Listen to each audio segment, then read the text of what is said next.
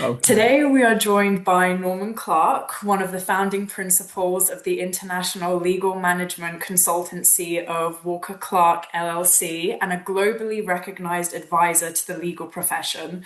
Today, we are going to be discussing your new book, Sustainable Profitability in a Disrupted Legal Market, now in its second edition, co-authored with Lisa Walker Johnson and published by Globe Law and Business.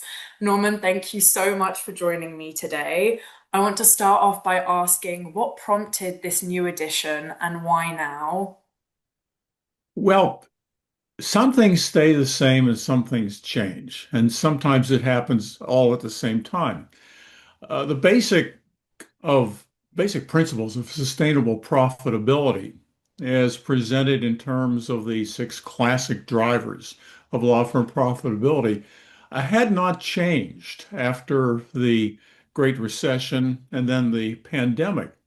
But both of those events added some new dimensions to them in terms of lessons learned, challenges that perhaps we had not fully appreciated before 2020, and some wonderful new opportunities, particularly in areas that can have a powerful impact on the operating costs and productivity of a law firm.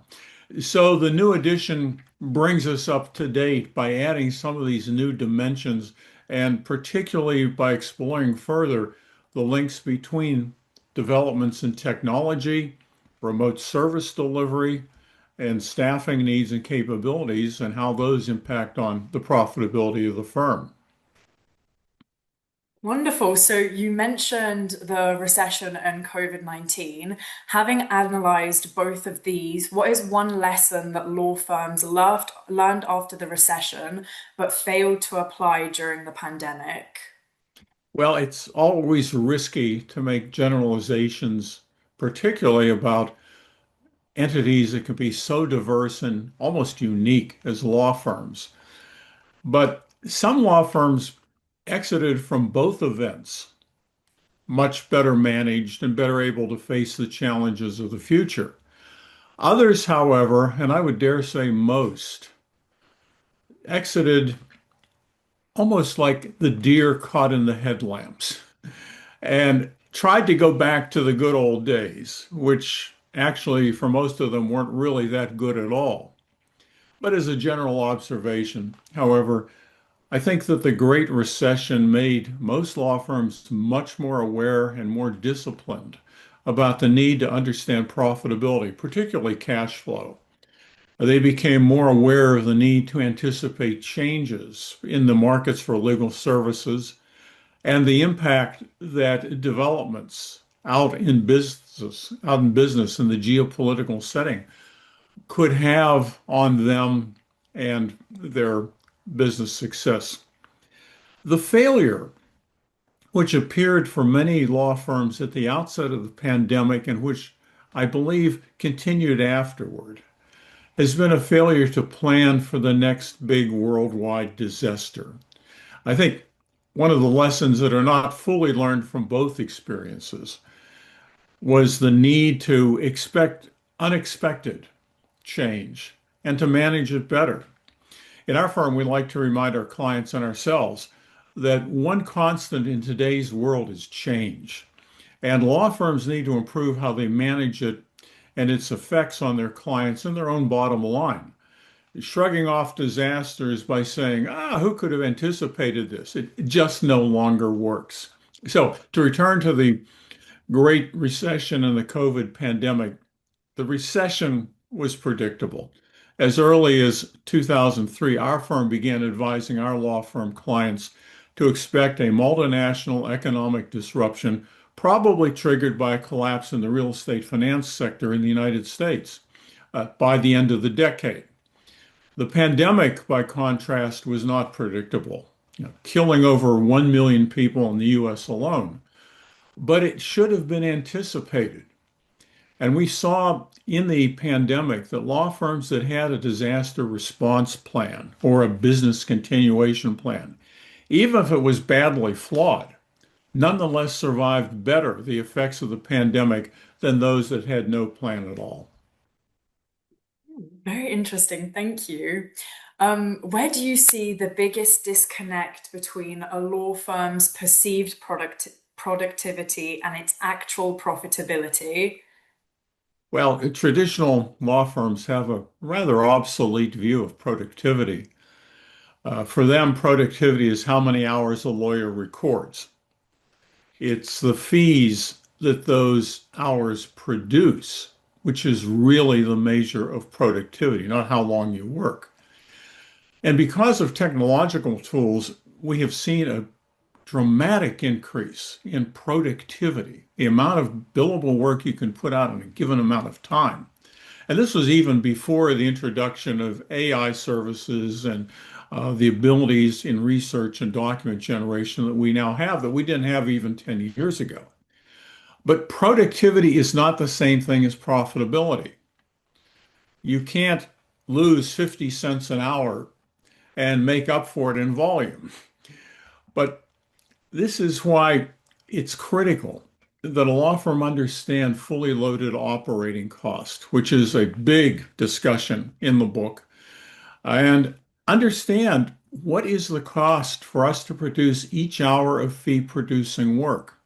Sometimes when we've analyzed productivity, particularly on the partner level, in a few cases, we have found that the hardest working partners, the ones that are billing the most hours, are not the most profitable for the firm.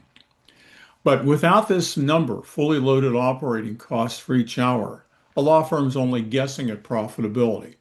Now, this is not a difficult number to produce. Most law firms already have all the data that they need, but it is essential to get a better understanding of productivity.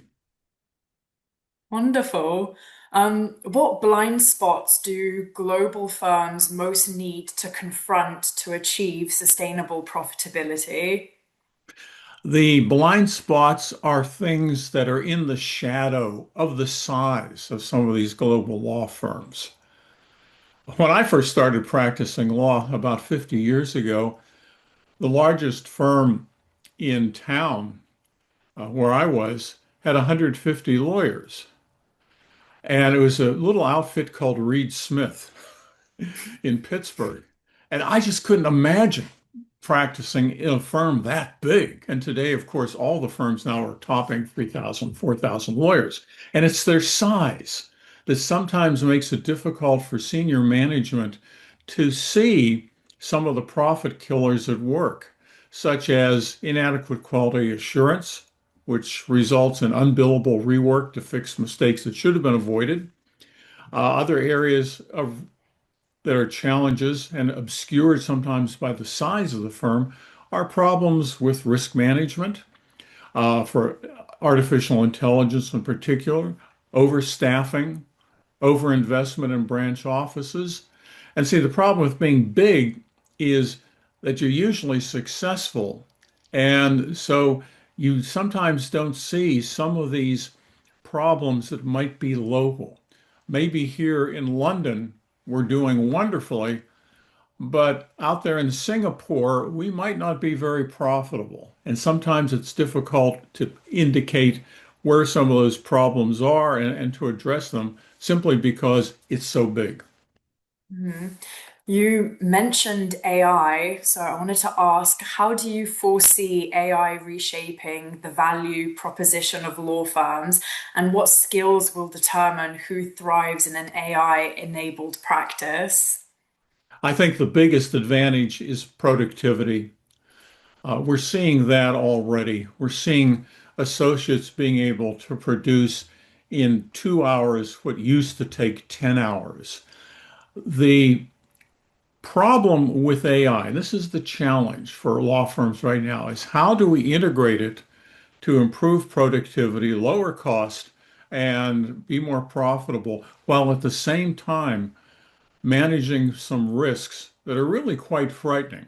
Almost every day in the legal press, you see about some firm that's been sanctioned for some colossal mistake they made with AI that goes back to a weakness in risk management and quality assurance. So I think the skills that are going to be so critical are going to be number one, imagination, to identify areas where we can apply this to make our lives much more productive and much more profitable. And the other is going to be an awareness of risk and the importance of quality assurance procedures and risk management protocols to minimize the risk that can be produced. That's the skill, and that's much more important than technical competence. How do you believe that firms should redefine their offering to better align with modern client expectations? I think closer contact with clients is the key to become aware of what's affecting them. And some of the firms, particularly in some of the emerging economies, they're able to resist the incursion of larger firms, whether national firms or international firms, are masters at this, understanding what is going on and using clients as a source of market intelligence for what's going on in their business. And this is something that began with the Great Recession, and it's continued somewhat during the pandemic, but it's really important. Another thing that we're seeing too in mid-sized firms and larger firms that have marketing departments is back in the old days, the marketing department told the world how wonderful the firm was. Today, the marketing department is spending more and more of its time telling the firm what's going on out in the world, market intelligence. And that's going to be the key because unless you have good market intelligence, unless you understand on a client by client basis what their needs and expectations are, you're guessing. Given your extensive experience in emerging economies, what innovations or approaches from these markets do you believe Western firms should be paying closer attention to? A couple things come to mind. First of all, because most of our firm's clients are in emerging economies, over the past 23 years, we've seen some very interesting things. We have seen superior awareness of the competitive nature of the market. And sometimes this is why foreign firms come in and they don't do too well because they don't understand the market. So, awareness of the market and the competitive factors. And this is one thing that I think is terribly important for firms of all sizes in every market, but particularly in these intensely competitive markets. And that is to be able to differentiate yourself, to give the client a reason why that client should engage your firm rather than all of your very good, equally qualified competitors who are probably charging the same price. That's the important thing. And that's the lesson where large international firms really need to do some work. If you look at their websites, they tell you how big they are, how global they are, how they can do all these wonderful things. But if I'm a client sitting in Tanzania, for example, what can that firm do for me that I can't get from one of these local firms, aside from just being big? What can they do? And that's the key. How are you different? Coco Chanel said the most important thing is to be different. The final question for today and the big one, what do you hope readers of this new edition will do differently when finishing this book? And I guess what do you hope that they will take away from the book? Well, number one, I hope they take away a burning desire for the third edition. But seriously, three things come to mind. One of the things I hope will happen will be that the readers of the book will take a more disciplined and alert approach to profitability rather than just looking at the year-end reports and filing them away, using all this as a diagnostic, particularly with respect to internal operations. For example, the realization rate of all the work that we do, how much do we actually get paid for? Uh, that is a tremendously powerful diagnostic indicator as we describe it in the book. And also, part of this disciplined approach is to resist the risk to chase the numbers. Numbers go up, they go down. That what you're looking for are numbers that are outside the normal range of variation. Uh, I used to work in the federal government here in the United States, and we were experts at chasing the numbers. The numbers would go up. Oh, we're doing something great. The numbers would go down. Oh, it's a crisis. Form a committee. And then the next month, the numbers would go back up again and they'd see it worked. Uh, but looking for a more disciplined approach to the analysis of the numbers, looking for the long-term trends, not just how we did over the last quarter. The second thing is to uh, increase the importance of quality assurance and risk management in sustainable profitability. We waste so much money by inefficiencies and by fixing mistakes that could have been prevented.